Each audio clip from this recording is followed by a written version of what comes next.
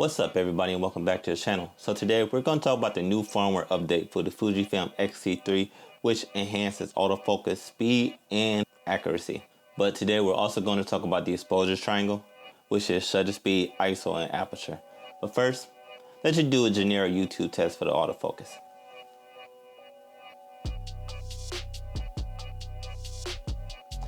As you see, it caught onto this really fast, but I really think it's only because it's black and it's contrast.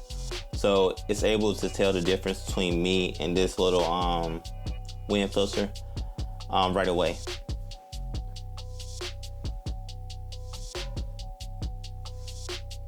And what I do is I'll also put my autofocus settings right up here so you can see what I'm using right now for my autofocus speed and tracking. Well, honestly, I like it because no other camera manufacturer ever went back to update the autofocus speed and accuracy on their older camera models. Fuji is the first one and only one to do that so far. And the autofocus speed increased from 0.06 to 0.02, which is extremely fast. And right now as I'm looking at the monitor, this thing's actually tracking me pretty accurately and it's much better than the previous firmware update. So we really don't have to cover this that much, but if you didn't, yes, please go ahead and update your firmware to the 4.0 because you will love the speed and accuracy of your new autofocus setting on your Fuji. It'll make it feel like a brand new camera. So regarding the exposure triangle, the first thing we're going to talk about is the aperture. The aperture measures how much light you're letting into your sensor by f-stops. So I shoot on fast primes. All my primes are 1.4. So I'm letting in a ton of light to my sensor. Now, if I was to stop it down to f2, f2.8, f4, f6, I'll be letting in less light to actually hit my sensor. And if I was to do that and get a properly exposed image, I would probably have to boost up my ISO. Now, the second thing I will talk about is shutter speed. So with shutter speed, it'll measure how long you're letting light hit your sensor. So if you're shooting at 24 frames per second, you should be shooting at 1/48th of a second.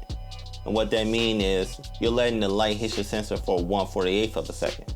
Now, we also use that 1/48th as the 180-degree shutter rule because shooting 24 frames per second and shooting at 1/48th for your shutter speed actually allows us to get the correct motion blur that we will see with our human eye. And the last thing I'm going to talk about is the ISO. Now, pretty much what ISO is, and it's actually a lot more complicated than that. I still don't know the entire thing about ISO, but pretty much what it is, it measures the sensitivity of your sensor when you're letting light hit it. Now, if you want the cleanest shot possible, you should always shoot at your base ISO. When I'm shooting f-log, it's 640. If I'm shooting in the film simulations like a Turner, it's 160. This will actually help me get the cleanest shots, just as long as my shutter speed and my aperture is at the proper exposure as well. And let's talk about that. Right now, I am shooting at aperture 1.4 and my shutter speed is 1/48th of a second. And I'm shooting at 40 frames per second. Now, me personally, I love to shoot wide open because I love how blurred the background is and I love the bokeh that the 1.4 aperture can produce.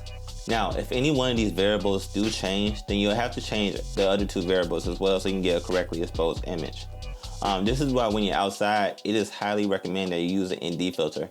So you can keep control of your shutter speed angle and you can keep a completely exposed image. Pretty much what an ND filter is sunglasses for your lens. It protects your highlights.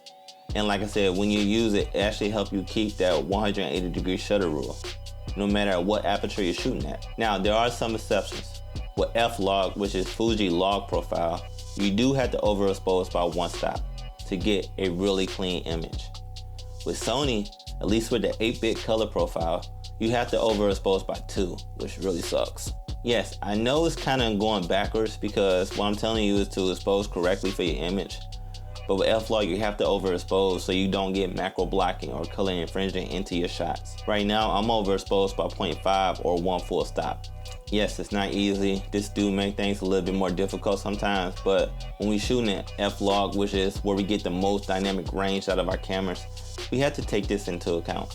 Okay guys, so I couldn't show this microphone because I was using it in the last video, but I am now shooting with the D4 dual microphone.